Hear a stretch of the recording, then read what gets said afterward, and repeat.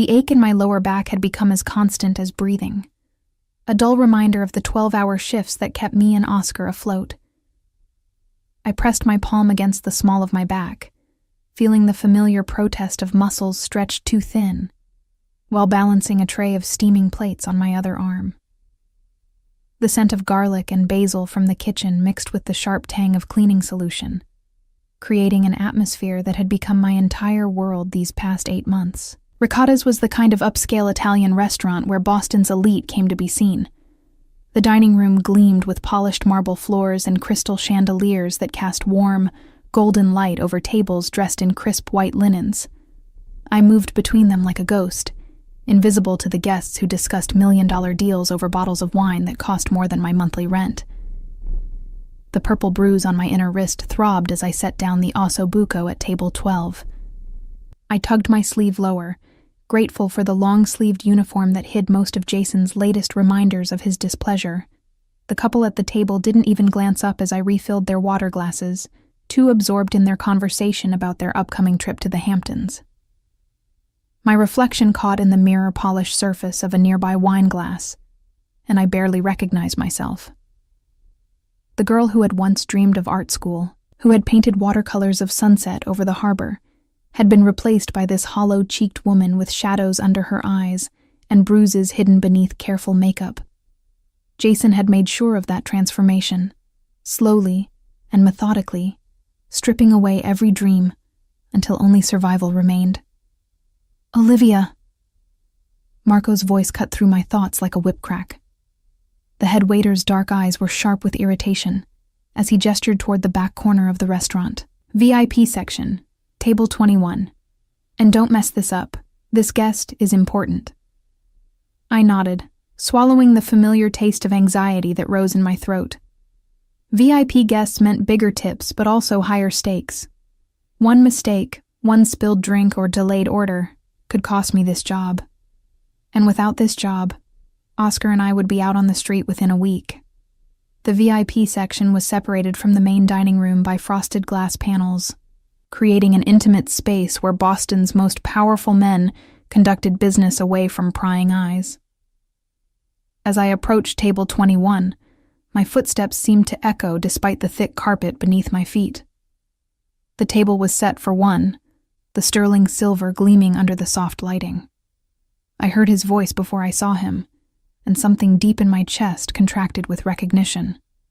Rich, measured, with just a hint of an accent that spoke of old money and older traditions.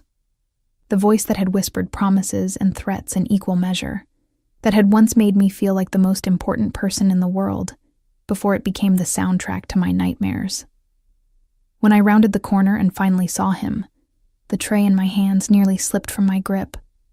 Owen Castellano sat with his back to the wall, as he always did, his dark eyes scanning the room with the alertness of a predator even as he appeared relaxed.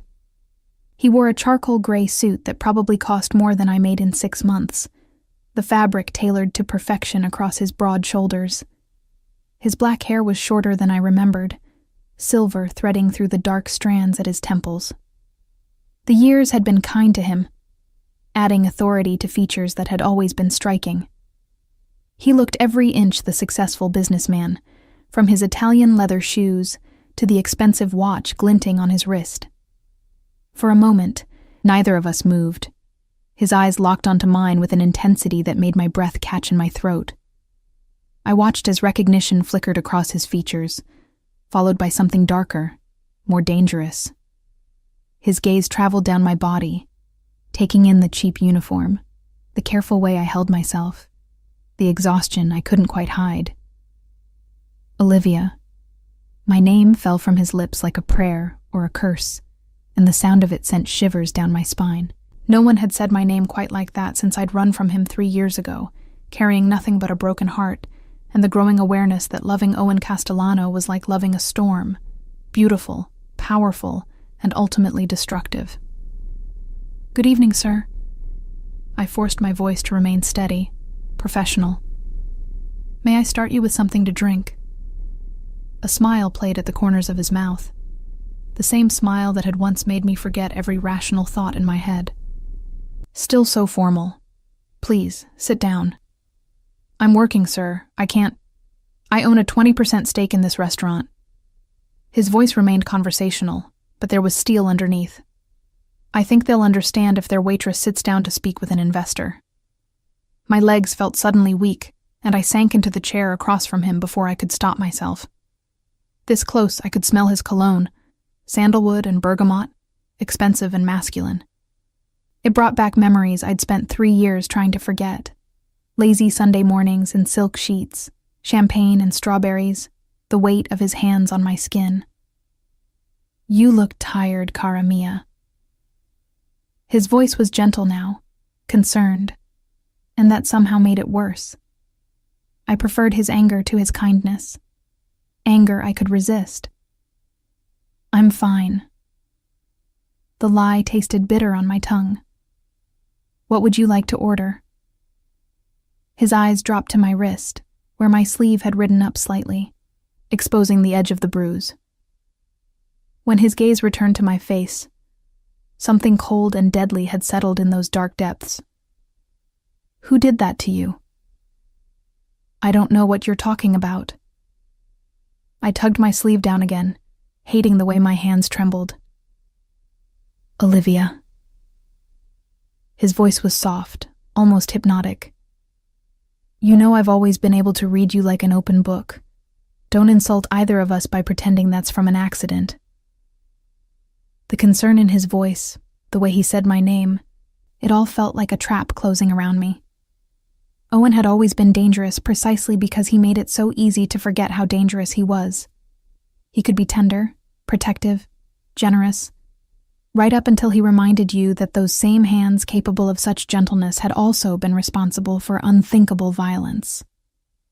It's nothing, I whispered, but we both knew it was everything. He leaned back in his chair, studying me with those calculating eyes. Where are you living now? That apartment in Southie? I didn't answer. Couldn't answer. The fact that he knew where I lived sent ice through my veins. Of course he knew. Owen Castellano made it his business to know everything about everyone who mattered to him, and despite everything that had happened between us, I apparently still mattered. And Oscar? How is your brother? My blood turned to ice. Leave him out of this. He's 14 now, isn't he? Good age, impressionable. Owen's voice remained conversational, but the threat was unmistakable. Boys that age can get into so much trouble without proper guidance. I stood so quickly the chair scraped against the floor. I need to get back to work. Sit down, Olivia. It wasn't a request.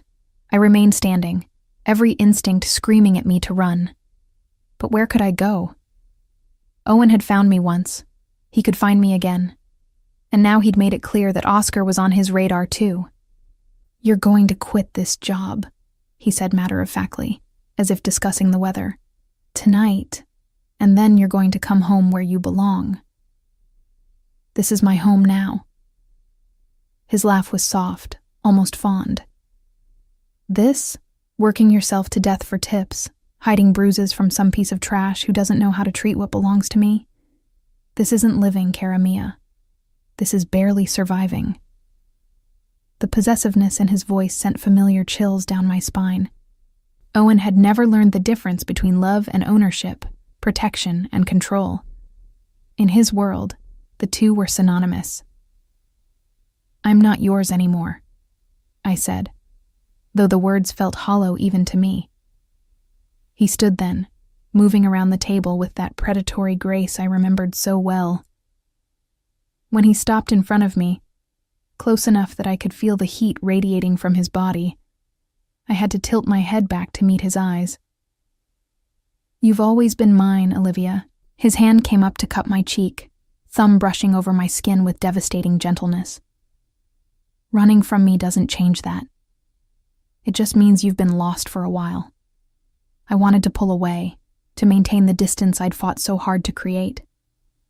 But his touch felt like coming home after years in the wilderness, and I found myself leaning into it, despite every rational thought screaming at me to resist. I can't, I whispered. You can't what? Come home to where you're safe, where you're cherished, where no one will ever lay a hand on you in anger again? His voice dropped lower, more intimate. I know what he's been doing to you, Olivia. And I know you've been protecting that brother of yours, sacrificing yourself to keep him safe. But you don't have to do that anymore. The promise in his voice was seductive, dangerous. Owen had always been my weakness, my fatal flaw. Loving him was like standing too close to a fire, warm and wonderful, until you got burned. My shift isn't over, I said weakly. It is now. He stepped back, and I immediately missed his warmth. Marco will understand, won't you, Marco? I turned to see the head waiter standing nearby, his face pale with recognition and fear. How long had he been listening? Of course, Mr. Castellano. Olivia is free to go whenever you wish. And there it was. The reminder of exactly who Owen was, the power he wielded with a casual word. This wasn't a reunion between former lovers. This was a predator reclaiming his territory. Get your things, Owen said, his tone brooking no argument. It's time to come home. I stood frozen in the VIP section, watching Owen straighten his suit jacket with the same meticulous care he applied to everything in his life. The gesture was so familiar, it made my chest ache with unwanted memories. 3 years ago, I would have found that attention to detail charming, seductive even. Now I recognized it for what it truly was, the behavior of a man who controlled every element of his world, including the people in it. I need to finish my shift, I said, though we both knew it was a desperate lie. Marco had already melted back into the main dining room, probably calling the manager to explain why one of their waitresses was suddenly unavailable. Owen's influence reached into every corner of this city, and tonight I was being reminded of exactly how far. Your shift ended the moment I walked through that door. Owen moved to the window overlooking the harbor, his hands clasped behind his back in a pose I'd seen countless times during our relationship. It was his thinking stance, the position he assumed when calculating his next move in the elaborate chess game that was his life. The purple bruise on my wrist throbbed, and I touched it reflexively. The motion didn't escape Owen's notice. He turned back to me, and the expression on his face sent ice through my veins. I'd seen that look before, usually directed at men who had crossed him in business.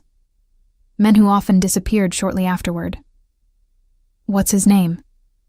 The question was asked in the same tone he might use to inquire about the weather, but I heard the lethal intent underneath.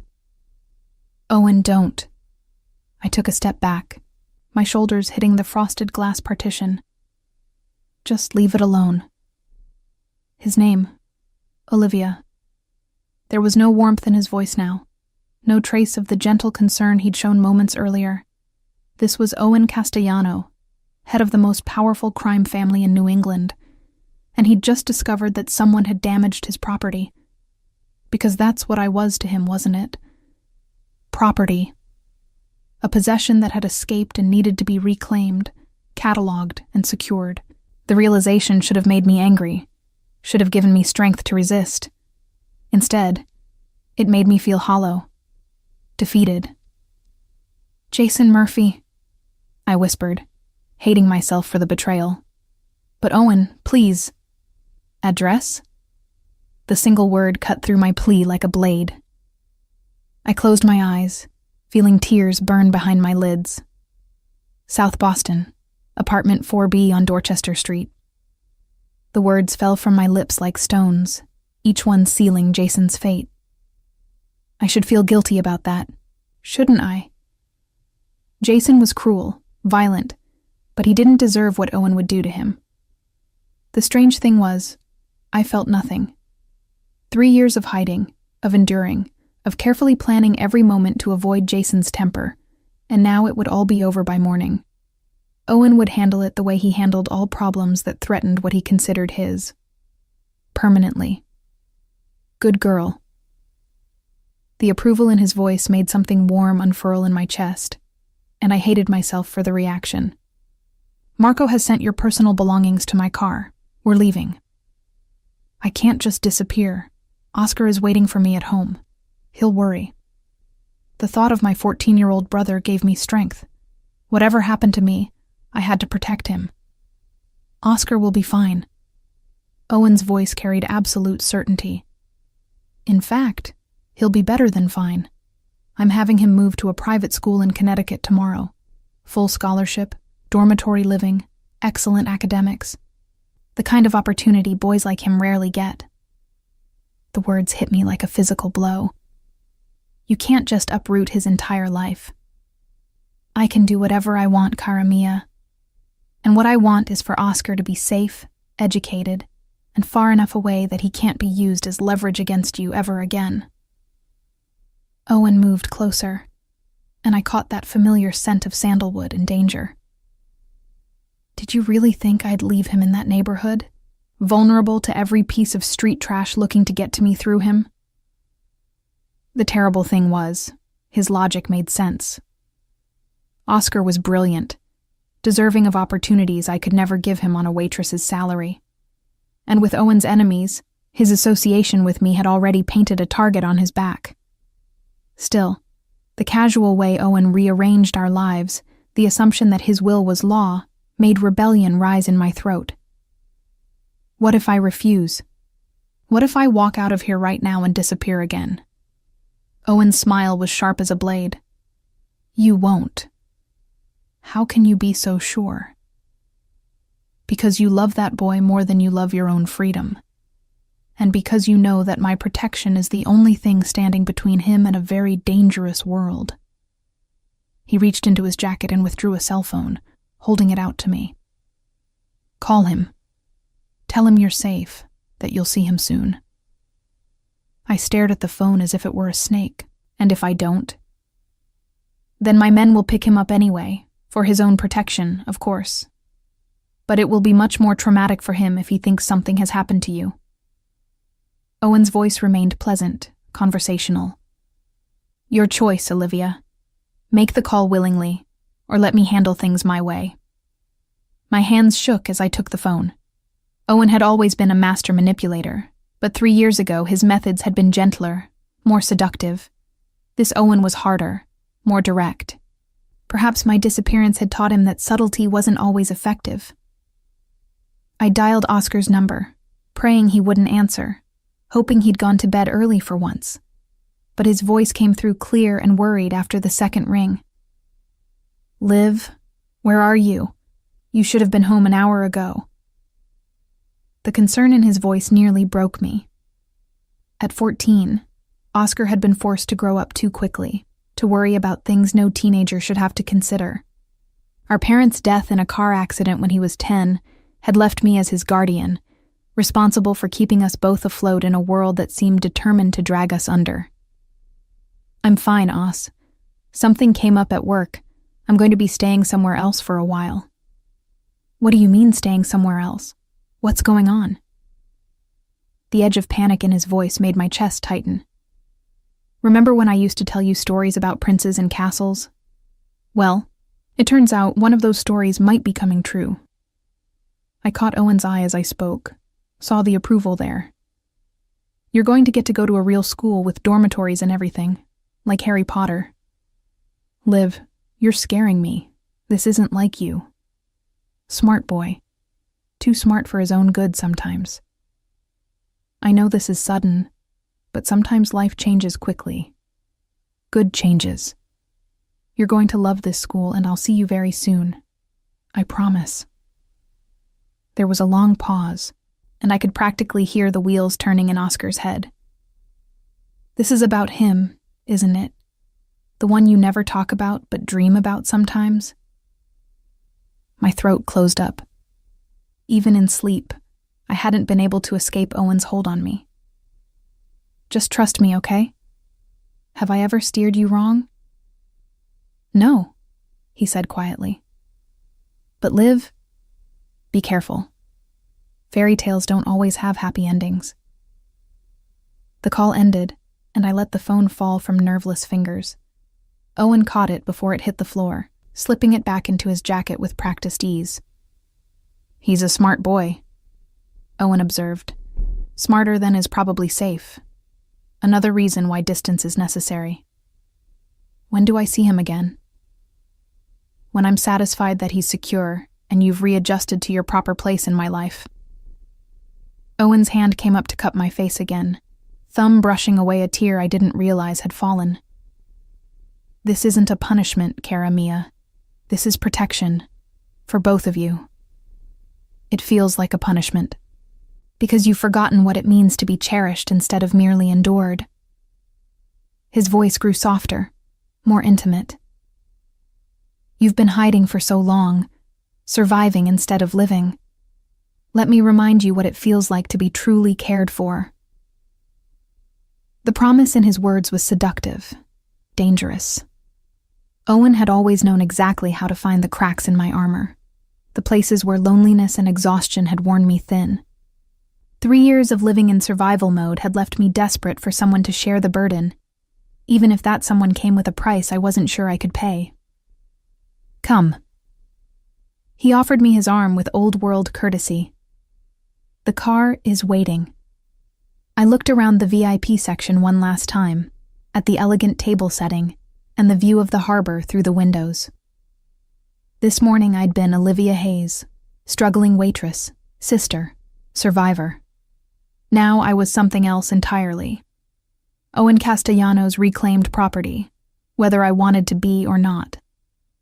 But as I placed my hand on his arm and felt the solid warmth of him, a treacherous part of me whispered that maybe being his property wasn't the worst fate in the world.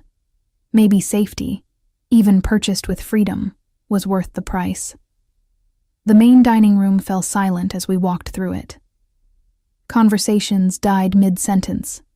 Silverware paused halfway to mouths. Eyes tracked our progress with the fascination reserved for watching predators in their natural habitat.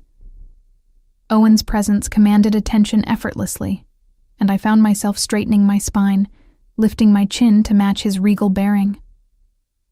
Outside, a black Mercedes waited at the curb, its windows tinted dark enough to hide whatever secrets lay within. A man in an expensive suit held the rear door open, his eyes scanning the street with professional alertness. More security, no doubt. Owen's world was built on layers of protection, concentric circles of loyalty and fear that kept his enemies at bay. After you, Owen murmured, his hand settling on the small of my back to guide me toward the car. I hesitated at the threshold, knowing that once I got in, there would be no going back. Owen seemed to sense my reluctance because his hand pressed more firmly, not forcing but encouraging. It's just a car ride, cara mia. Nothing more than that. But we both knew it was everything more than that. It was surrender, capitulation, the end of 3 years of carefully constructed independence. It was stepping back into a world where Owen's will was law, and his protection came with strings that bound as surely as chains. I got into the car. The interior was all leather and luxury, the kind of expensive comfort I'd almost forgotten existed. Owen settled beside me, close enough that I could feel the heat radiating from his body, but not quite touching. The door closed with a solid thunk, sealing us inside together. Drive, Owen instructed the man behind the wheel, and Boston began to slide past the windows like a dream.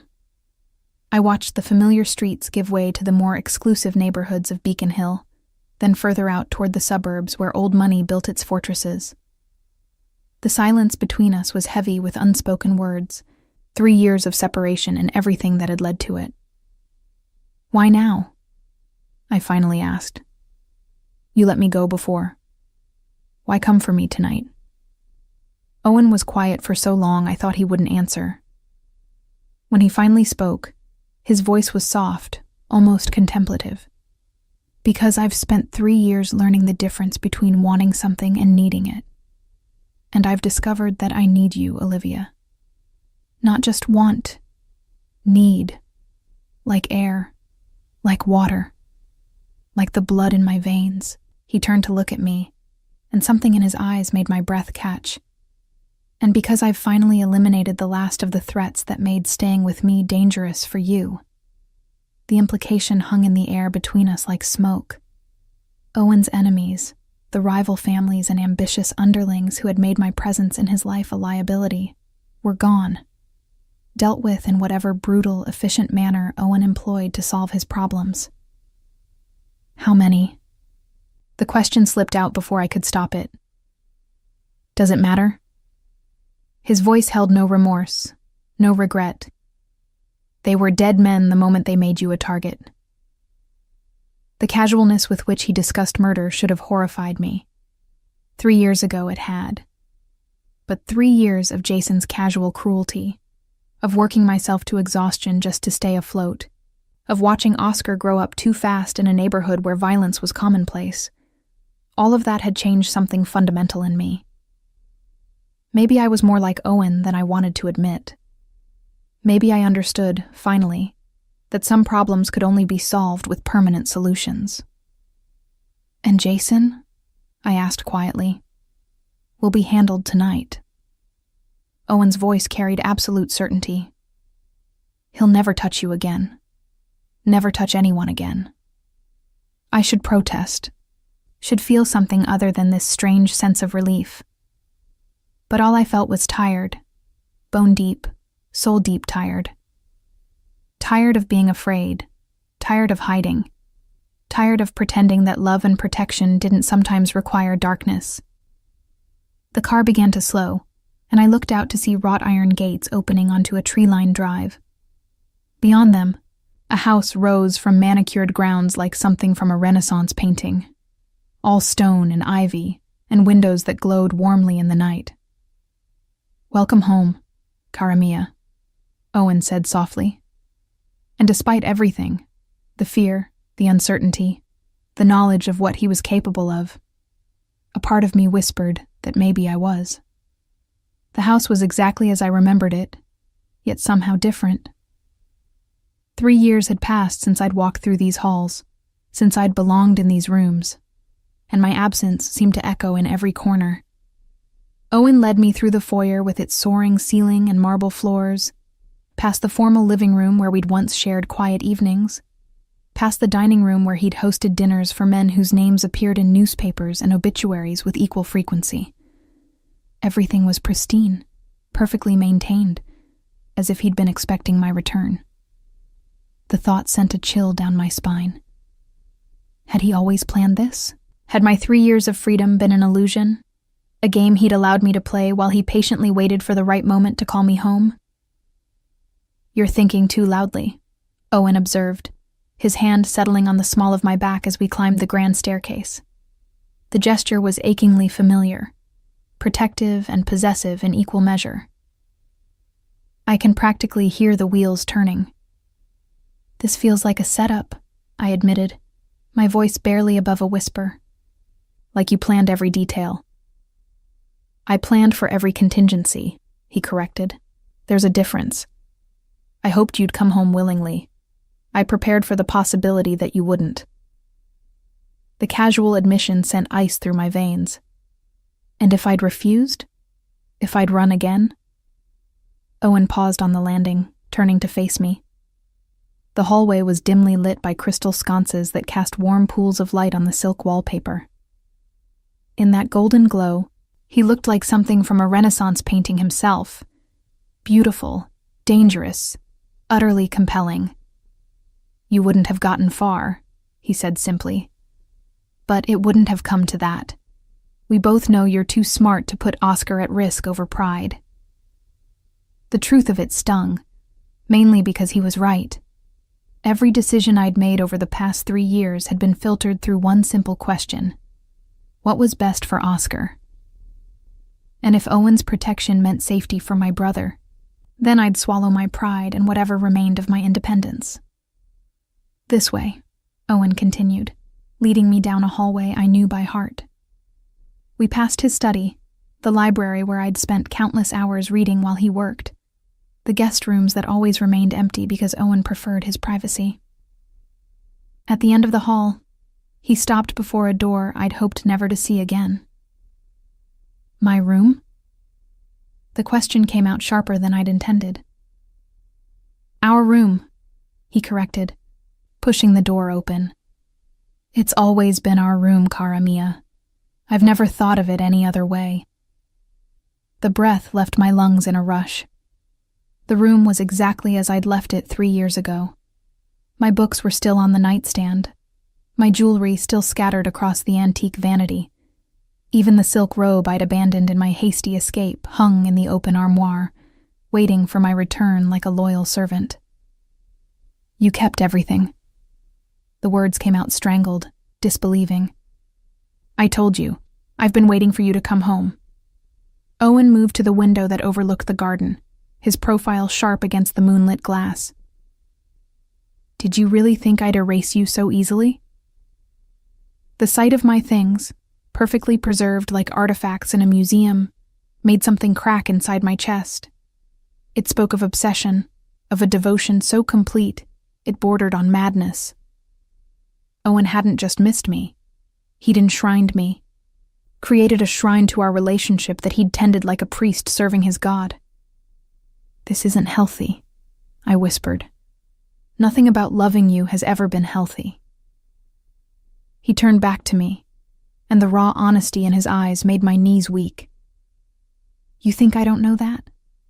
You think I haven't spent 3 years analyzing every moment of our relationship, dissecting what went wrong, figuring out how to fix it? You can't fix this, Owen. You can't fix us. I backed toward the door, needing space, needing air. What we had was toxic, destructive. That's why I left. No. The single word cut through my protest like a blade. You left because you were scared, because loving me meant accepting parts of yourself you weren't ready to face. His words hit too close to home, struck at truths I'd spent 3 years trying to bury. I left because I couldn't watch you destroy yourself, couldn't be part of a world built on violence and fear. And look where that noble sacrifice got you. Owen's voice turned cold, clinical. 3 years with a man who hits you, working yourself to death for scraps, watching Oscar grow up in a neighborhood where dealers recruit children and bullets fly on weeknights. Was that really better than what I offered you? The question hung between us like a challenge, and I found I couldn't answer it. Because the terrible truth was that it hadn't been better. It had been survival, not living. I'd traded Owen's dangerous love for Jason's casual cruelty, had exchanged protection for punishment. You don't understand, I said weakly. I understand better than you think. Owen moved closer, his steps measured and deliberate. I understand that you thought you were saving me by leaving, that you believed your absence would somehow make me a better man. But all it did was make me a more efficient monster. The admission sent a chill down my spine. What do you mean? I mean that for 3 years I've had nothing to lose, no one to protect, no reason to show mercy or restraint. The man you knew, the one who tried to shield you from the darker aspects of his business, he died the night you left. Owen's voice was matter of fact, as if he were discussing the weather. What rose from his ashes was something much more dangerous. I stared at him, seeing for the first time the changes 3 years had wrought. He was harder now, more polished, but somehow more brutal. The careful restraint he'd once shown, the attempts to keep his violence separate from our relationship, were gone.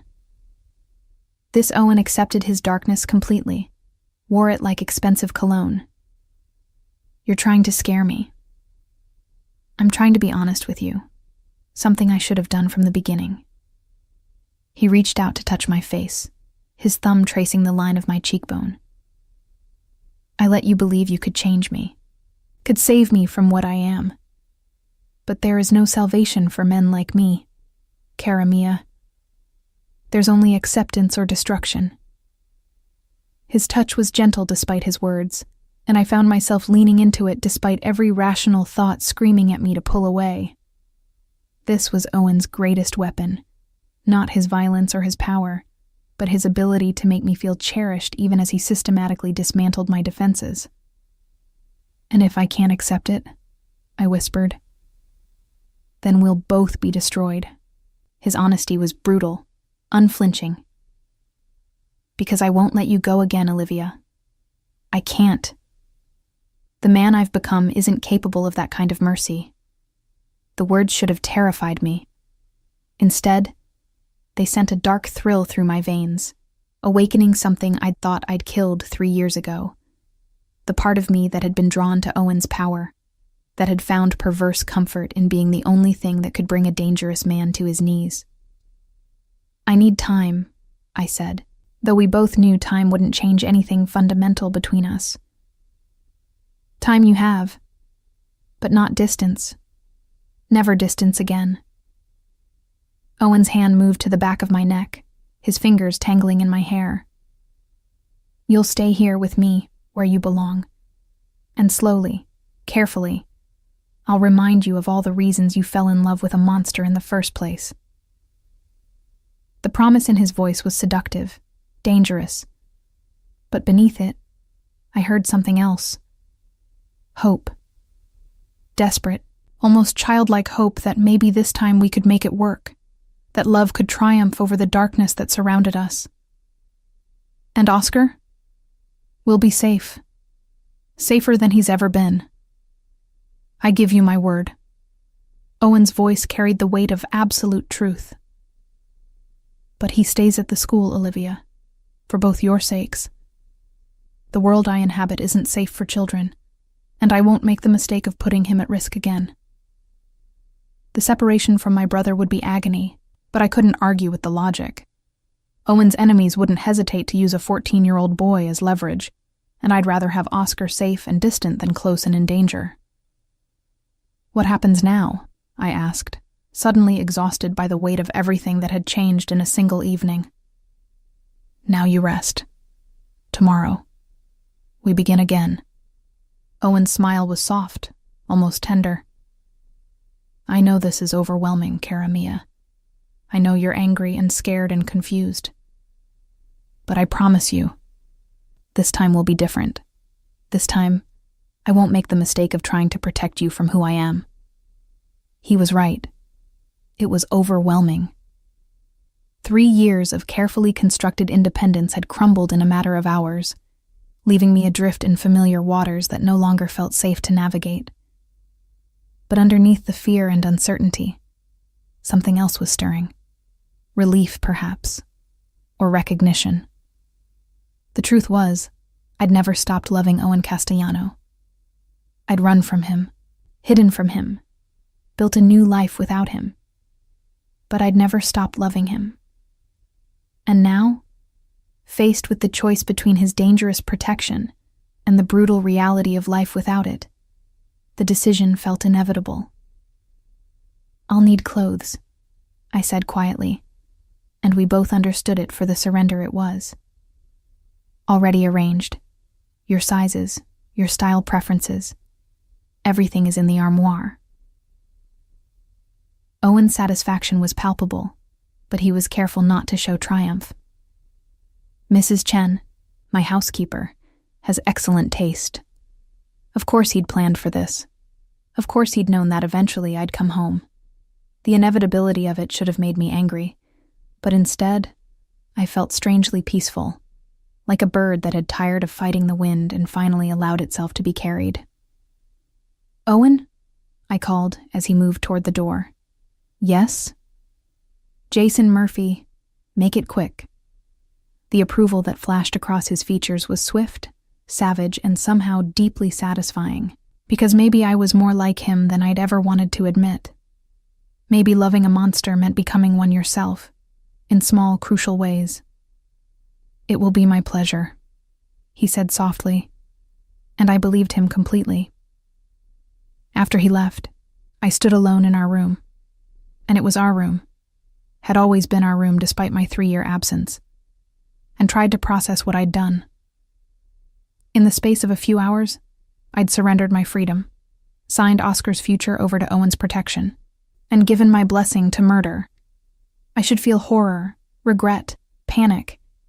Instead, I felt something dangerously close to relief. The weight I'd been carrying for 3 years, the constant fear, The responsibility, the crushing need to be strong enough for both Oscar and myself, had been lifted from my shoulders and placed in more capable hands. I woke to sunlight streaming through windows I'd forgotten could be so large, so bright. For a moment, disorientation clouded my thoughts. This wasn't my cramped studio apartment with its single grimy window overlooking the alley. This was silk and luxury, Egyptian cotton sheets that probably cost more than my monthly rent, and the kind of deep, restful sleep I hadn't experienced in 3 years. The events of the previous night came flooding back in waves. Owen, the restaurant, the drive through Boston's elite neighborhoods to this house that had once been my sanctuary and my prison in equal measure. I sat up slowly, my body protesting the movement with aches I'd grown accustomed to ignoring. On the nightstand beside me sat a cup of coffee, still steaming, prepared exactly the way I liked it. 2 sugars, a splash of cream. The sight of it sent an uncomfortable warmth through my chest. Even after 3 years, Owen remembered these tiny details, these small intimacies that had once made me feel so cherished. A soft knock at the door interrupted my thoughts. "Come in," I called, my voice still rough with sleep. Mrs. Chen entered, the same elegant Asian woman who had managed Owen's household during my previous stay.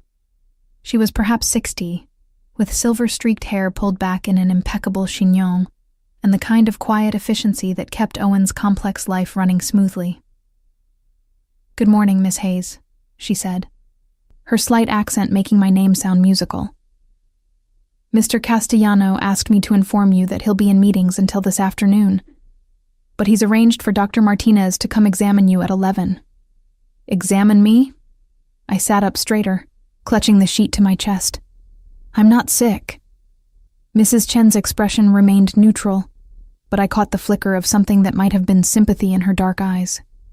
"He's concerned about your health, the bruises, the weight loss. He wants to ensure you receive proper care." Of course he did. Owen's protection came with thorough documentation, complete medical evaluations to catalog exactly what damage needed to be repaired. The clinical nature of it should have bothered me, but instead, I felt that same treacherous relief. Someone else was taking charge, making decisions, shouldering responsibilities I'd carried alone for too long. "What happened to Jason Murphy?" The question slipped out before I could stop it. Mrs. Chen's expression didn't change. "I'm afraid I don't know anyone by that name, miss." The careful neutrality of her response told me everything I needed to know. Jason was gone, erased from existence with the same efficiency Owen applied to all his problems. I should feel something. Guilt, remorse, horror at the casual way a human life had been extinguished. Instead, I felt nothing but a hollow sort of satisfaction.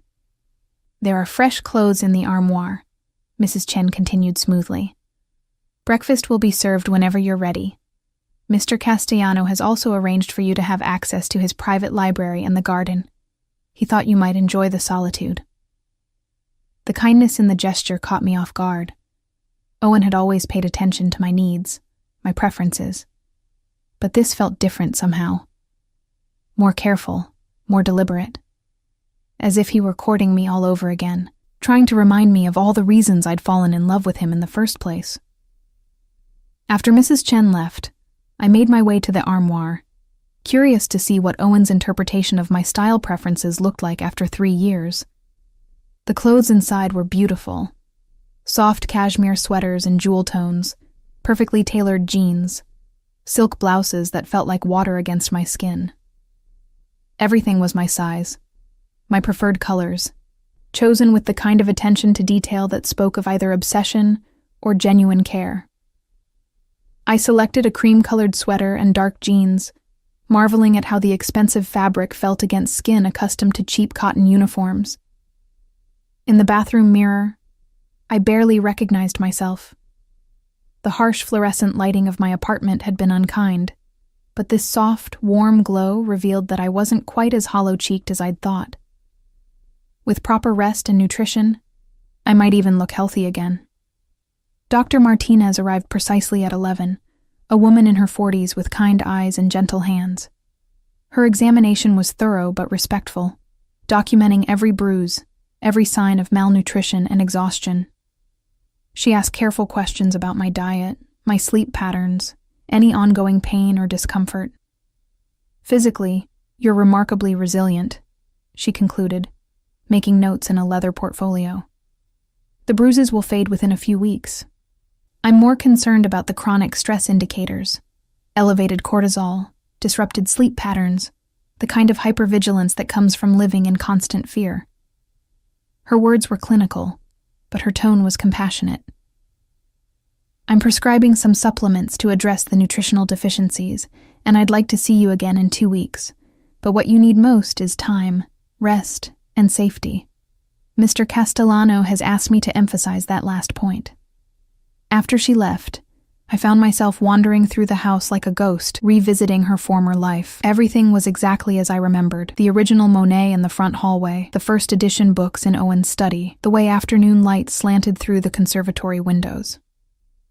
But I was different now, changed by 3 years of survival, and seeing these familiar spaces through altered eyes was disorienting. The garden drew me like a magnet.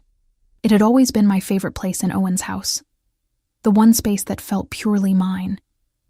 He'd had it redesigned according to my wishes during our relationship: English roses climbing white trellises, a small fountain whose gentle splash masked the sound of conversations, stone benches positioned to catch the morning sun. I found Owen there when I finally ventured outside around 2 in the afternoon. He sat on the bench beneath the climbing roses, still wearing his suit from whatever meetings had occupied his morning. But his jacket was draped over the back of the bench, his tie loosened, sleeves rolled up to reveal strong forearms marked with scars I remembered tracing with my fingertips. "How do you feel?" he asked without looking up from the tablet in his hands. Some business document, no doubt, requiring his signature or approval. Like I'm living someone else's life. I settled beside him on the bench, careful to maintain distance between us. "Everything feels familiar, but wrong, like déjà vu." "You've changed." Owen set aside the tablet, finally giving me his full attention. 3 years ago, you would have been crying by now. Angry, certainly, but also overwhelmed by what I'd done to Jason Murphy. The casual reference to murder sent an odd thrill through me. Maybe I'm not the same person who left here 3 years ago. "No," Owen agreed, his dark eyes studying my face with unsettling intensity. "You're stronger now. Harder. More like me than you were before." The observation should have been insulting, but it felt like recognition instead. 3 years of surviving Jason's casual cruelty, of protecting Oscar from a world that seemed determined to devour him, had indeed changed me. I'd learned to compartmentalize, to set aside squeamishness in favor of pragmatism. "Is that what you wanted?" I asked. "To make me more like you?" "I wanted you to survive," Owen said simply. Everything else was secondary to that goal. The honesty in his voice was devastating. During our original relationship, Owen had tried to shield me from his darkness, to present himself as something softer than he really was. This version of him offered no such protection, no comfortable illusions about his nature or mine. "Tell me about the school," I said, needing to change the subject before I said something I'd regret. "Where you're sending Oscar." Owen's expression softened slightly. "Pembroke Academy in Connecticut, one of the finest preparatory schools in the country. Small class sizes, excellent college placement record, strong athletics program. Oscar will thrive there. When do I see him? When I'm confident that no one will use him to get to you, or to me." Owen's voice was gentle but implacable. "These things take time, cara mia. Patience." The endearment sent warmth spiraling through my chest, awakening memories I'd tried to bury. The way he'd whispered it against my skin during lazy Sunday mornings. The reverence in his voice when he thought I was sleeping. the possessive tenderness that had made me feel like the most precious thing in his world. "I hate that I missed 3 years of his life because of this," I said, gesturing vaguely at the opulent garden around us. "He needed me, and I wasn't there because I was too proud to accept your protection." "You were there," Owen corrected. "You sacrificed everything for him, your comfort, your safety, your happiness. That's love, Olivia, even if it wasn't the smart choice." His understanding, his refusal to judge me for decisions that had caused us both pain, was more seductive than any physical touch. This was why Owen had been so dangerous to me, not because of his violence or his power, but because of moments like this when he saw me more clearly than I saw myself. "What happens now?" I asked, echoing my question from the night before. "Now you heal. You rest. You remember what it feels like to be cared for instead of merely tolerated." Owen's hand moved to cover mine on the bench between us. "And when you're ready, we'll discuss the future." His touch was warm, familiar, sending electricity up my arm despite my best efforts to remain detached. "What kind of future?" "The kind we should have had 3 years ago, if we'd both been braver." Owen's thumb traced across my knuckles in a gesture so achingly familiar it made my throat close. "I know you're not ready to hear this yet, but I love you, Olivia. I've loved you through 3 years of absence, 3 years of wondering if you were safe, if you were happy, if you even thought of me." The words hit me like a physical blow, stripping away the careful emotional distance I'd been trying to maintain. "Owen." "I'm not asking you to say it back," he interrupted gently. "I'm not asking for anything except the chance to prove that this time can be different, that we can be different." "And if we can't?"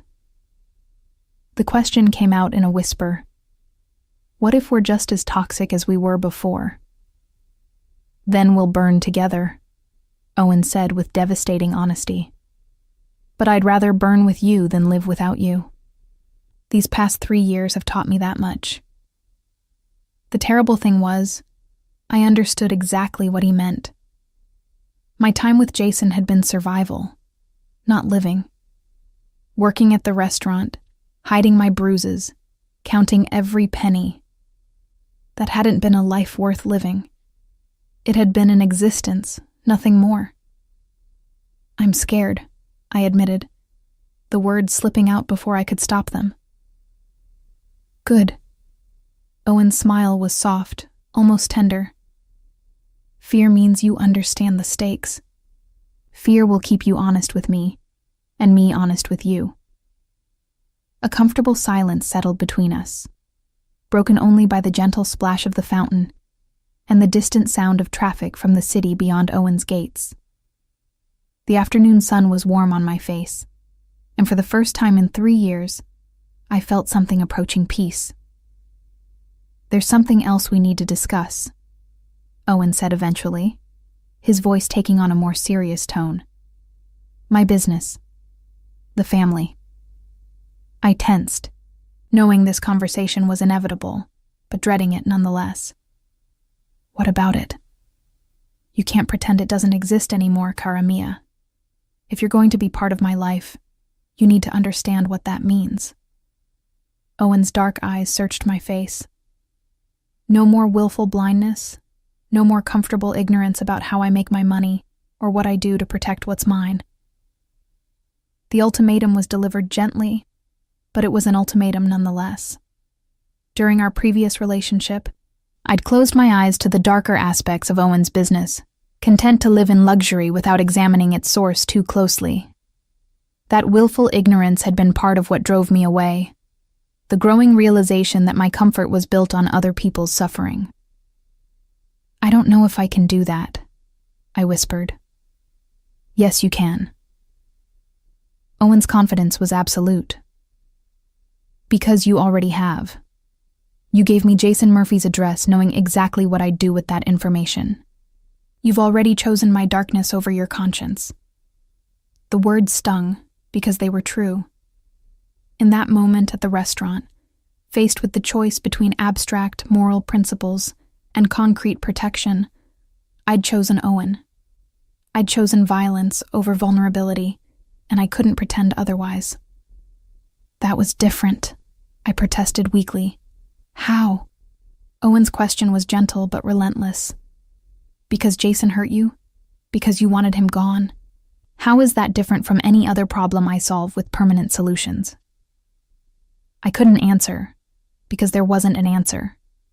At least not one that would preserve my illusion of moral superiority.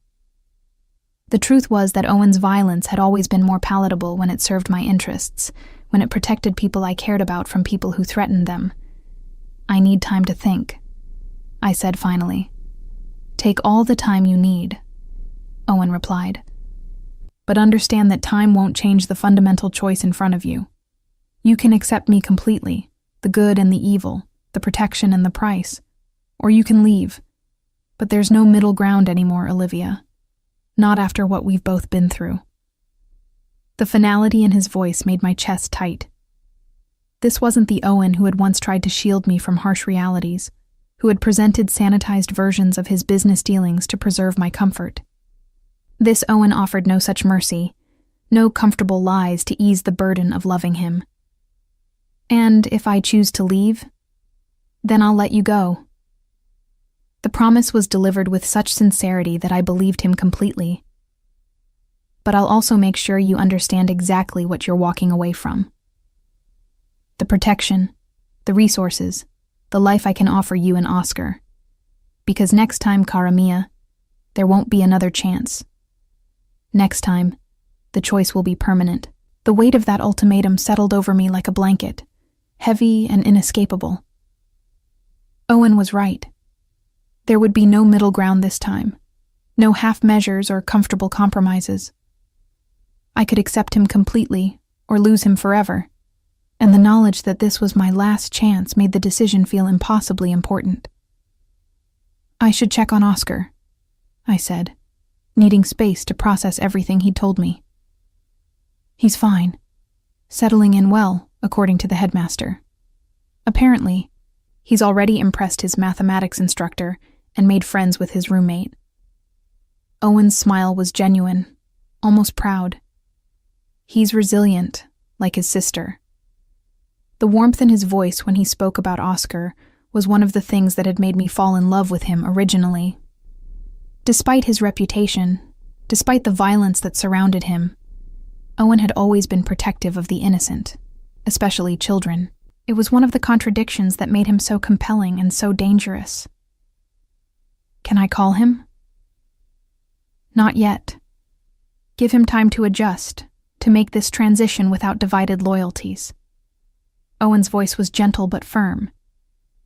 In a few weeks, when he's established himself, we'll arrange a call. But for now, let him focus on his new life. The separation from Oscar was agony, but I couldn't argue with the logic. A clean break was better than the constant emotional tug-of-war that would result from regular contact. Still, the knowledge that I couldn't even hear his voice was another chain binding me to Owen's will. I'm going inside, I said, suddenly exhausted by the weight of all these revelations. Of course. Owen stood as I did, ever the gentleman despite everything else he was.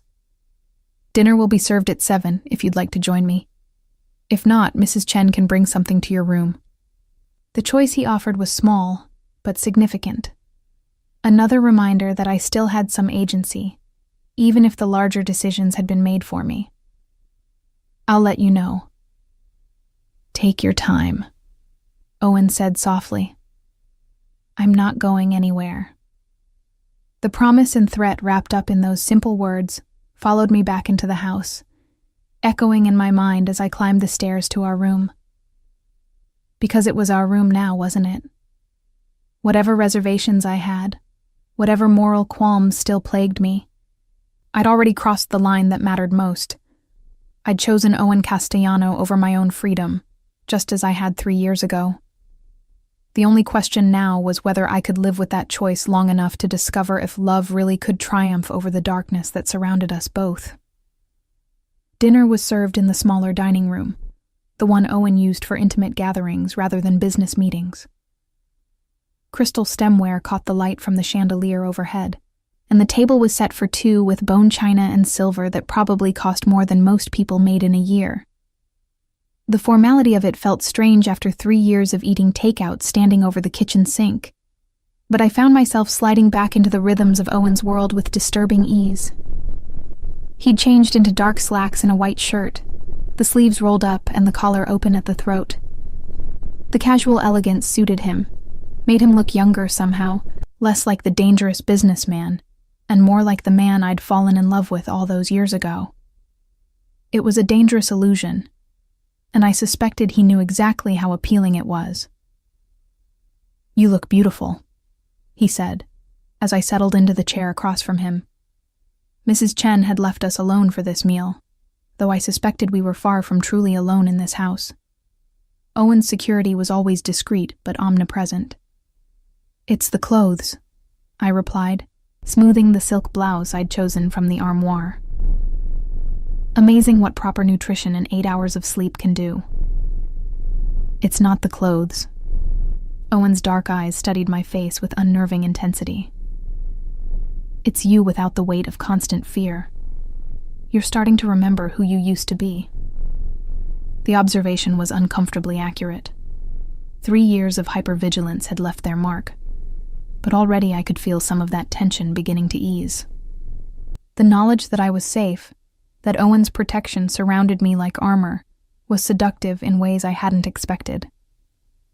"Tell me about the business," I said, as Mrs. Chen's assistant served the first course. "If I'm going to accept this life, I need to understand what it really involves." Owen paused with his wineglass halfway to his lips, surprise flickering across his features. "Are you certain you want to know? Some knowledge can't be unknown, cara mia." "I'm certain." The words came out steadier than I felt. "No more willful ignorance. You were right about that." "Very well." Owen set down his glass and leaned back in his chair, his expression becoming more businesslike. "The Castellano family controls the majority of Boston's port traffic, both legal and otherwise. Drugs, weapons, human trafficking. If it comes through Boston Harbor, we take a percentage." The casual way he discussed human trafficking made my stomach clench, but I forced myself to remain still, to listen without judgment. This was what I'd asked for, the unvarnished truth about the man I was choosing to love. "We also have interests in construction, waste management, and several legitimate businesses that serve as both revenue streams and laundering operations." Owen continued his clinical recitation. "The family employs approximately 200 people directly, with perhaps twice that number in subsidiary operations." "And the violence?" I asked, proud that my voice remained steady. "How much of your business requires? Permanent solutions?" "Less than you might think, more than you'd be comfortable with." Owen's honesty was brutal. Violence is expensive and draws unwanted attention, but sometimes it's the only language people understand, especially when they threaten what's mine. The possessiveness in his voice sent an unwelcome thrill through me. "And what exactly is yours? You, Oscar, the family's interests, in that order." Owen's smile was sharp as a blade. "I've learned to prioritize these past 3 years." The implications of that statement hung heavy between us. Owen had always been protective, but this version of him seemed to have refined that protectiveness into something more focused, more ruthless. I was no longer just someone he cared about. I was his primary asset, the thing he would burn the world to protect. "What about your competitors, other families?" "Eliminated or absorbed." Owen's voice was matter-of-fact, as if he were discussing quarterly earnings. "The Torino family controlled the North End until 18 months ago. The Irish mob tried to move into our territory last year. Both organizations no longer exist in any meaningful way." I found myself leaning forward despite my horror. How many people died? Does it matter? Owen's question mirrored the one he'd asked the night before. They were obstacles to our security, threats to our prosperity. They chose their fate when they chose to oppose me. The terrible thing was, his logic made a certain brutal sense. In Owen's world, weakness invited predation. Hesitation meant death. The violence he employed wasn't random or sadistic. It was calculated, efficient, purposeful. That somehow made it worse and more understandable simultaneously. And now? Are we safe?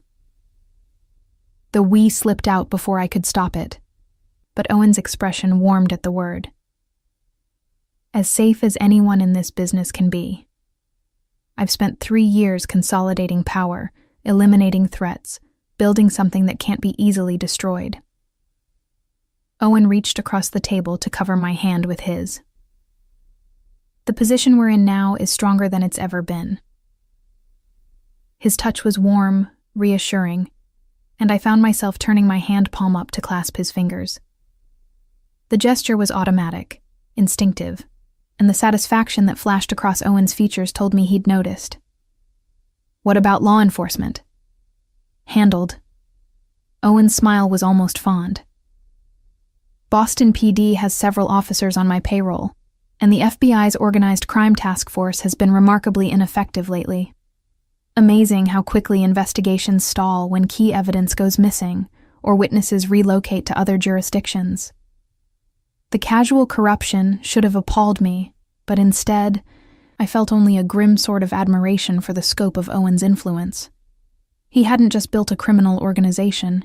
He'd constructed an entire ecosystem that protected itself through strategic compromises and mutually beneficial arrangements. You've thought of everything, I observed. I've tried to. But there's always risk, cara mia.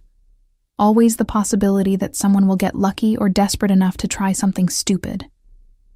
Owen's expression grew more serious. That's why I need you to understand the precautions we'll have to take, the security measures that will govern our lives. I nodded, though part of me dreaded what was coming next. You'll have a driver whenever you leave the house, and that won't be often at first. Your movements will be monitored, your communications screened. Any new people in your life will be thoroughly vetted before you're allowed contact with them. Owen's voice was gentle but implacable. I know it sounds like a prison, but it's the price of safety in my world. And if I can't live with those restrictions, then you'll learn to. The steel in his voice was unmistakable, because the alternative is making yourself a target for every enemy I've ever made, every ambitious rival looking for leverage against me. I won't lose you again, Olivia. Not to pride, not to principles, and certainly not to bullets meant for me. The vehemence in his voice sent chills down my spine. This wasn't negotiable, wasn't open for discussion.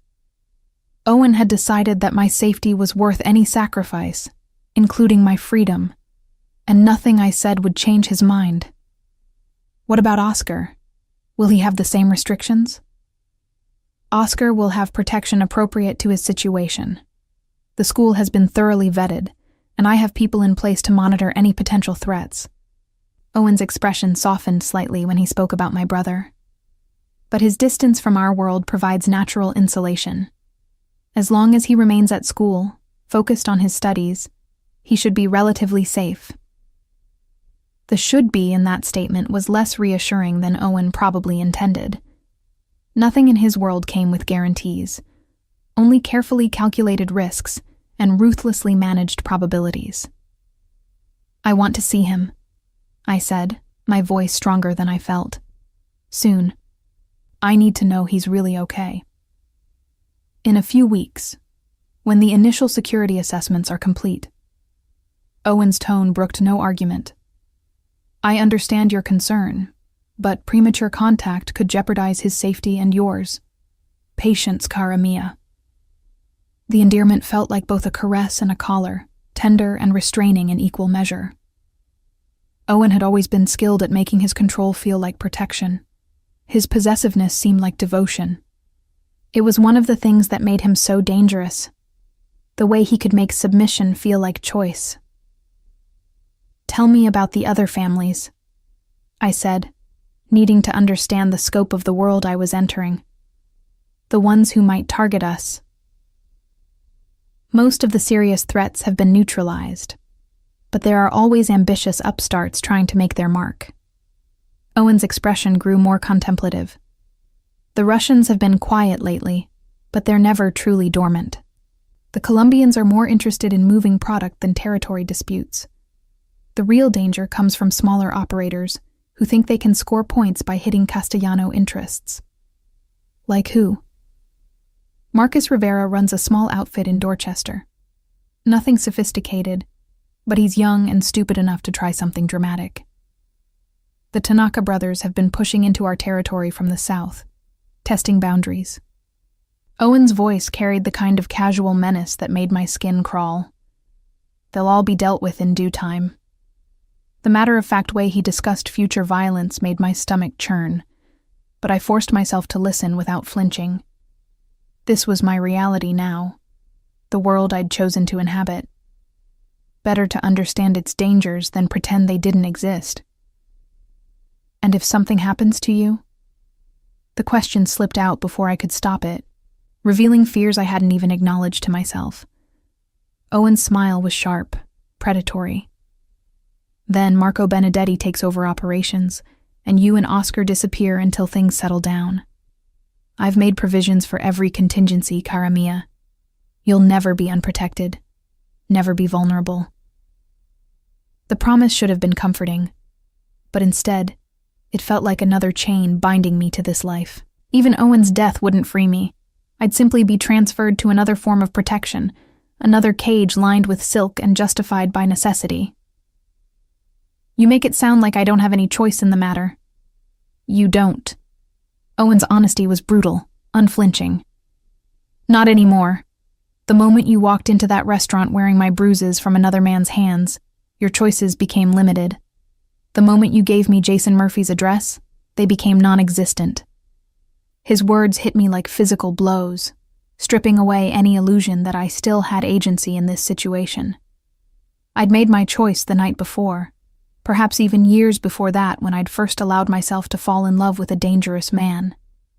Everything since then had just been the logical conclusion of that original decision. I should hate you for this, I whispered. You should. Owen's agreement was immediate, sincere. But you don't. Because you know, just as I know, that this is where you belong. Not hiding in some dingy apartment, not jumping at shadows, not counting pennies while your brother grows up in a war zone. Here, with me, protected and cherished and safe. The terrible thing was, he was right. Despite everything, the restrictions, the violence, the casual way he'd upended my entire life, I felt safer than I had in years. The constant hypervigilance that had marked my existence with Jason was gone, replaced by the knowledge that Owen's protection surrounded me like armor. I'm still angry, I said, though the words lacked conviction. Good. Anger will keep you sharp, keep you from becoming complacent. Owen lifted my hand to his lips, pressing a soft kiss to my knuckles. But anger fades, cara mia. Love endures. The gentle touch sent warmth spiraling through my chest, awakening feelings I'd spent 3 years trying to bury. Owen had always known exactly how to touch me, how to make me feel cherished and desired despite the darkness that surrounded us. Don't, I whispered, but I didn't pull away. Don't what? Don't remind you that you used to melt when I touched you like this? Don't acknowledge that your pulse just quickened? That your breathing changed? Owen's voice dropped to that intimate register that had always been my undoing. I know your body better than you do, Olivia. I know every response, every reaction, every place that makes you forget why you should resist me. His words were seduction and threat wrapped together, a reminder of exactly how vulnerable I was to his particular brand of dangerous charm. The worst part was that he was right. My body remembered him with traitor's clarity, responding to his touch despite every rational thought screaming at me to maintain distance. The choice is yours, Owen continued, his thumb tracing circles on the sensitive skin of my wrist. "We can continue this dance, this pretense that you don't want what I'm offering. Or you can admit that some part of you is relieved to be home, relieved to let someone else carry the burden for a while." The offer was tempting, dangerously so. 3 years of being strong, of shouldering every responsibility alone, had left me exhausted in ways I was only now beginning to acknowledge. The idea of surrendering that weight to someone else, even someone as dangerous as Owen, was more seductive than any physical touch. "And if I admit that?" I asked, my voice barely above a whisper. "Then we stop pretending this is anything other than what it's always been. Inevitable." Owen's smile was gentle, understanding. "You were mine long before you knew what that meant, Olivia." Running from me just delayed the obvious conclusion. The arrogance in his words should have made me angry, but instead, I felt something dangerously close to relief. Because maybe he was right. Maybe all my struggling, all my attempts to build a different life, had been nothing more than an elaborate denial of what I'd always known deep down. I belonged to Owen Castellano, for better or worse. The only question now was whether I could find peace in that surrender, or whether it would ultimately destroy what remained of the woman I'd once been. 8 months later, I stood in the kitchen of my own bakery, flour dusting my apron and the scent of rising dough filling the air around me. The morning sun streamed through large windows that Owen had insisted on for security reasons. No blind spots, complete visibility from the street. But in this moment, watching the golden light dance across marble countertops I'd selected myself, those precautions felt less like imprisonment and more like protection. Sweet provisions had been Owen's idea, though he'd presented it as mine. A small bakery in Beacon Hill, close enough to his house that I could walk to work under discreet supervision, exclusive enough that my clientele would be vetted automatically by virtue of their ability to afford artisanal pastries. It was the perfect solution for a woman who needed purpose, but couldn't be allowed true independence. The bell above the door chimed, and I looked up to see Mrs. Morrison, one of my regular customers, entering with her usual Tuesday morning smile. "Something smells absolutely divine, dear," she said, approaching the display case where perfect croissants and delicate macarons beckoned behind glass.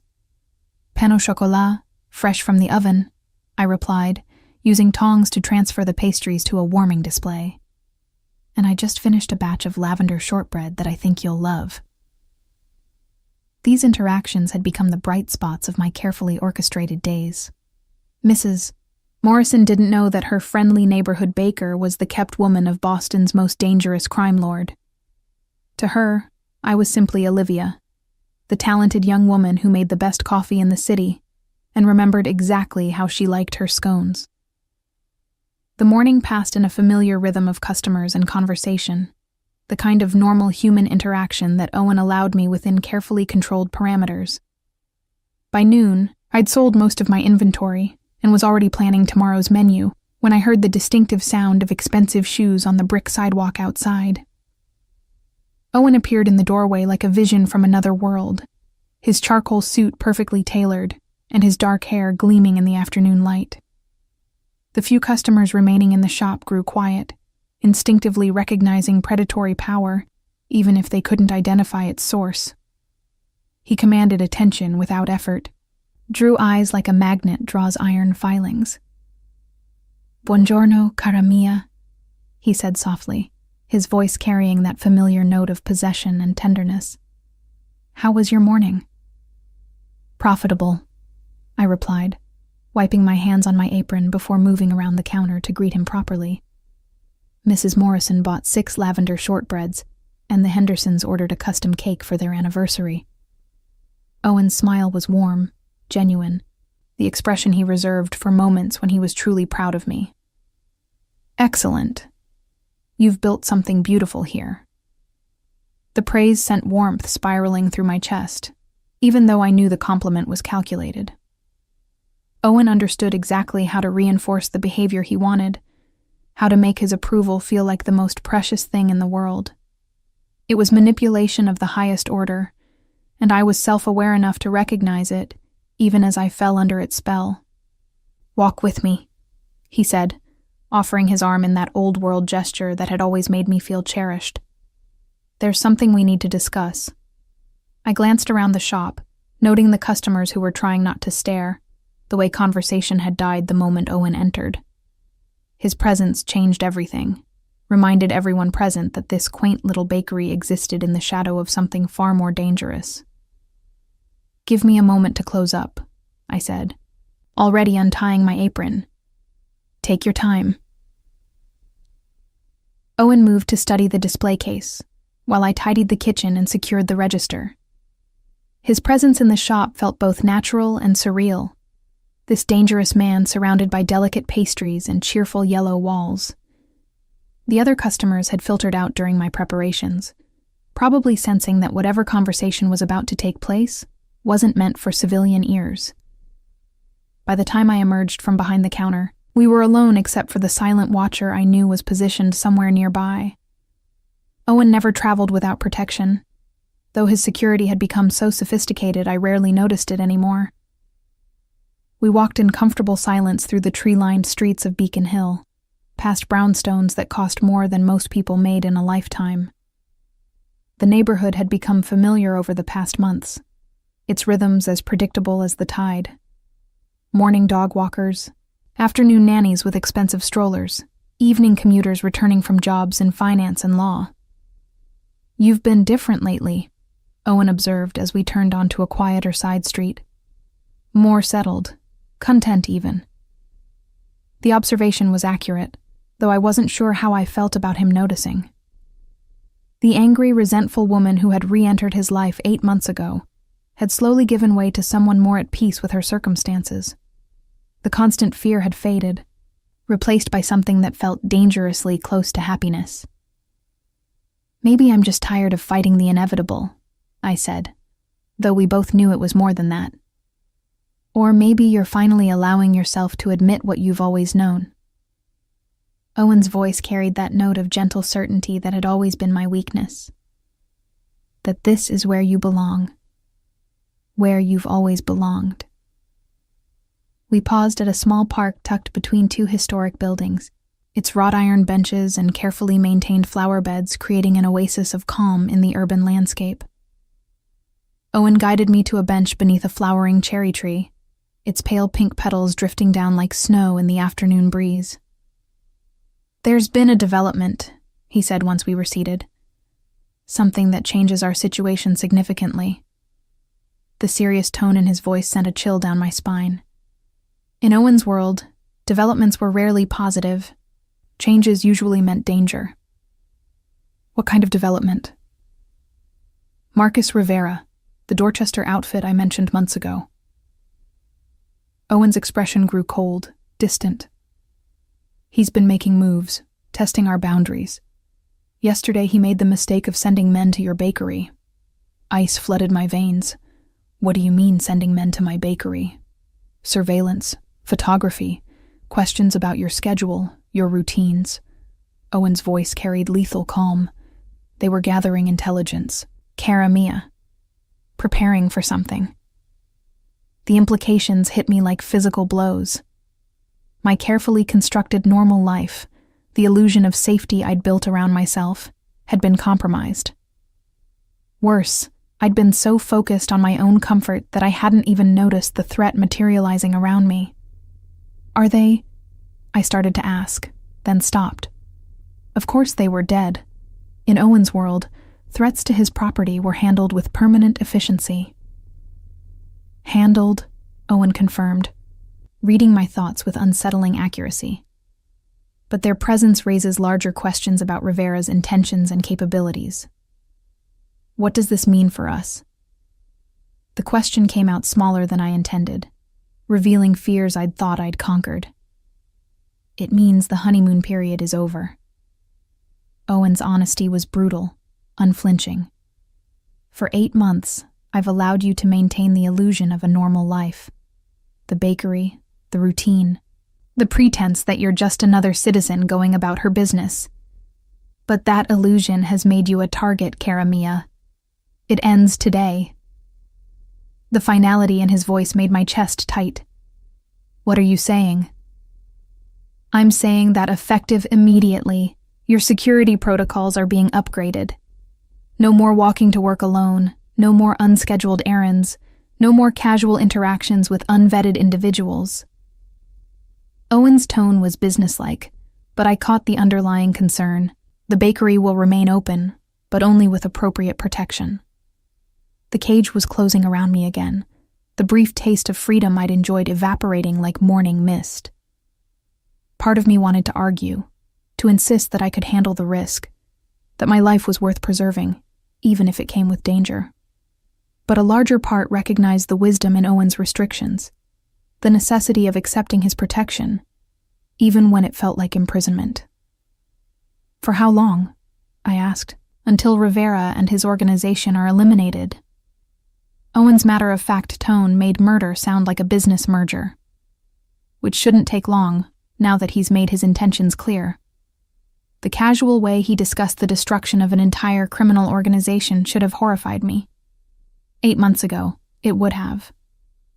But I'd been living in Owen's world long enough to understand its harsh mathematics. Rivera had threatened me, which meant he'd threatened Owen's most valuable possession. In that equation, there was only one possible outcome. And after that? After that, we discuss more permanent arrangements. Owen's hand found mine on the bench between us, his fingers intertwining with mine in a gesture that managed to be both tender and possessive. I've been patient, cara mia. I've given you time to adjust, to remember what we had, to choose this life willingly. But patience has its limits. The word sent a thrill of fear and anticipation through me. What kind of permanent arrangements? Instead of answering, Owen reached into his jacket and withdrew a small velvet box. My breath caught in my throat as he opened it to reveal a ring that could have paid off a small country's debt. The central diamond was flawless, easily 5 carats, surrounded by smaller stones that caught the afternoon light like captured stars. "Marry me," he said simply, his dark eyes never leaving my face. Not because you have to, not because you're trapped, but because 8 months of living without pretense has reminded us both of what we really want. The proposal hit me like a physical blow, stripping away every careful defense I'd constructed. This wasn't the desperate plea of a man trying to keep his possession from escaping. This was Owen Castellano, who could have any woman in the world, asking me to be his wife because he genuinely believed we belonged together. "Owen," I started, then stopped, unsure what words could possibly encompass everything I was feeling. "I know what you're thinking," he said softly. "You're wondering if this is real love or just sophisticated Stockholm syndrome. You're questioning whether you can build a marriage on foundations of violence and control." His thumb traced across my knuckles in that achingly familiar gesture. "But 8 months of watching you bloom in my protection, 8 months of seeing you become yourself again, has convinced me that some questions don't need answers. They just need acceptance." The terrible thing was, he was right. I had been questioning everything, analyzing every emotion for signs of coercion or manipulation. But sitting here in this peaceful park, Owen's ring catching the light like a promise, I realized that the analysis was irrelevant. What mattered wasn't how I'd gotten here, but whether I wanted to stay. "The bakery," I said weakly, grasping for practical concerns to avoid the emotional ones. "Will continue to operate under your direction, with appropriate security modifications." Owen's smile was patient, understanding. "I'm not asking you to give up the life you've built, cara mia. I'm asking you to let me make it permanent, secure, unassailable." "And Oscar?" "We'll give you away at the wedding, if he chooses." Owen's expression softened when he spoke about my brother. He's thriving at Pembroke, by the way. Honor roll, varsity soccer team, early acceptance to Harvard's pre-med program. The boy has a bright future ahead of him. The pride in Owen's voice was unmistakable, and I realized that somewhere over the past 8 months, he'd genuinely come to care about Oscar's well-being. Not just as leverage over me, but as a person worthy of protection and opportunity in his own right. "When do I see him again?" I asked, though I suspected I already knew the answer. "At our engagement party, in 2 weeks. Then again at the wedding, in 6 months." Owen's certainty about my answer was both infuriating and oddly comforting. He's excited to meet the man who's been making his sister happy. "You've already talked to him?" "We video call every Sunday evening." Owen's admission sent warmth spiraling through my chest. "He's intelligent, articulate, and surprisingly wise for his age. You should be proud of the young man he's becoming." The fact that Owen had been maintaining a relationship with Oscar, that he'd taken the time to mentor and guide my brother, revealed depths of genuine care that I hadn't expected. This wasn't just about possessing me. Owen had genuinely embraced the responsibility that came with loving me, including the people I held dear. "He knows about us?" I asked. "He knows that you're safe, happy, and loved by a man who can provide for both of you in ways you never dreamed possible." Owen's voice carried absolute conviction. "He also knows that any threat to either of you would be met with swift and brutal retaliation." The casual reference to violence in the context of family protection should have been jarring, but instead, it felt oddly comforting. Oscar would never have to worry about money, about safety, about opportunities. Owen's protection would surround him like armor, ensuring that he could become whatever he dreamed of being. "This is insane," I whispered, though the words lacked conviction. "This is inevitable," Owen corrected gently. "It's what should have happened 3 years ago, before pride and fear drove us apart." He was right, and we both knew it. Everything that had happened since, my time with Jason, the years of struggle and survival, the violent reclamation that had brought me back into Owen's orbit, had been a detour from this moment, a painful, necessary journey that had taught us both what we truly valued. "The ring is beautiful," I said, my voice barely above a whisper. "It belonged to my grandmother, one of the few things that survived the old country." Owen's smile was soft, almost vulnerable. "She always said it should go to the woman who could tame the wildness in Castellano men. I think she would have approved of you." The personal history behind the ring made it more than just an expensive bauble. It was a piece of Owen's heritage, a symbol of continuity and tradition in a family built on controlled violence and careful calculation. By offering it to me, he was making me part of that legacy. What if I say no? The question was hypothetical, and we both knew it. "Then I'll wait." Owen's patience was absolute, implacable. "I'll protect you, care for you, love you from whatever distance you require until you're ready to admit what we both already know. And Rivera? We'll die regardless of your answer to my proposal." Owen's voice carried lethal certainty. "His fate was sealed the moment he threatened you. Your decision only determines whether he dies as an obstacle to our future or as punishment for threatening my fiancé." The distinction was purely semantic, but it highlighted the choice Owen was offering me.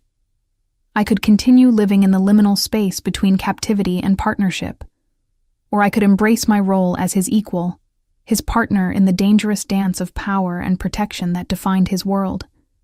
I looked down at the ring again, its faceted surface throwing rainbows across my hands. 8 months ago, the sight of it would have filled me with horror, confirmation of every fear about Owen's possessive nature. Now, it looked like what it was, a promise of safety, security, and love in a world that offered none of those things without a price. "Ask me again," I said softly. Owen's smile was radiant, transforming his face from dangerous to beautiful in the space of a heartbeat. "Olivia Hayes, will you marry me? Will you be my wife, my partner, my equal in all things? Will you let me love you the way you deserve to be loved? Protect you the way you need to be protected, and build something lasting with me despite all the darkness that surrounds us. The proposal was perfect, encompassing everything I needed to hear. Not a demand or an expectation, but a genuine request from a man who understood exactly what he was asking of me. Owen knew the price of loving him, the sacrifices and compromises it required, and he was offering to share that burden rather than simply imposing it. "Yes," I whispered, and the word felt like coming home. Owen slipped the ring onto my finger with hands that trembled slightly, revealing depths of emotion he usually kept carefully hidden. It fit perfectly, as if it had been waiting all these years for this specific moment, this particular woman, this inevitable conclusion to a love story that had always been written in blood and starlight. "Mrs. Castellano," he murmured, testing the sound of it against my ear as he pulled me close. "Not yet," I protested, though the correction lacked any real force. "In every way that matters, you've been mine since the moment you walked back into my life." Owen's arms tightened around me, protective and possessive in equal measure. "The ceremony is just a formality, a public declaration of what we've both known all along." He was right, of course. Somewhere over the past 8 months, I'd stopped being Owen's captive and become his willing partner. The transition had been so gradual I'd barely noticed it happening, but sitting here with his ring on my finger and his arms around me, I couldn't pretend otherwise. "When do we tell Oscar?" I asked, settling into the familiar warmth of Owen's embrace. "Tonight, during our call. I think he'll be pleased. He's been asking when I was going to make an honest woman of his sister." Owen's chuckle was warm, genuine. The boy has surprisingly traditional values for someone his age. The thought of Oscar's approval sent warmth spiraling through my chest. My brother's opinion mattered more than I'd realized, and knowing that he'd already accepted Owen as part of our family made this decision feel less like betrayal and more like homecoming. And the bakery? We'll become Boston's most exclusive patisserie, with a waiting list longer than the governor's inaugural ball. Owen's confidence was absolute. Mrs. Castellano's creations will be the most sought-after delicacies in New England. The future he painted was seductive, dangerous, and utterly compelling. A life where I could pursue my passion while protected by his power, where Oscar could achieve his dreams without worrying about money or safety, where love and violence coexisted in carefully balanced harmony. "I love you," I said, the words slipping out before I could stop them. "I've always loved you, even when I hated you for making me love you. And I love you beyond reason, beyond sanity, beyond any hope of redemption." Owen's voice was rough with emotion. "You are my salvation and my damnation, cara mia. The best and worst thing that ever happened to me." The admission was raw, honest, stripping away every pretense and calculation that usually governed our interactions. This was Owen without his armor, vulnerable in the way he only allowed himself to be with me. It was a glimpse of the man beneath the monster, the heart that beat beneath all that carefully controlled violence. As we sat together in that peaceful park, surrounded by the ordinary beauty of a Boston afternoon, I realized that this was what happiness looked like in Owen's world. Not the absence of danger, but the presence of love strong enough to make that danger worthwhile. Not freedom from his control, but partnership in wielding it. 8 months ago, I'd been a broken woman hiding from a dangerous man. Now I was his equal, his chosen partner in building something that could survive in a world that showed no mercy to the weak or unprotected. The transformation should have terrified me, but instead, it felt like finally becoming who I was always meant to be. The ring caught the afternoon light as Owen lifted my hand to his lips, pressing a gentle kiss to the diamond that marked me as his. In 6 months, I would walk down an aisle toward a man capable of incredible violence and tender protection in equal measure. I would promise to love, honor, and cherish someone who had killed for me, who would kill again without hesitation if I was threatened. And for the first time in years, I felt genuinely, completely at peace with the woman I was becoming.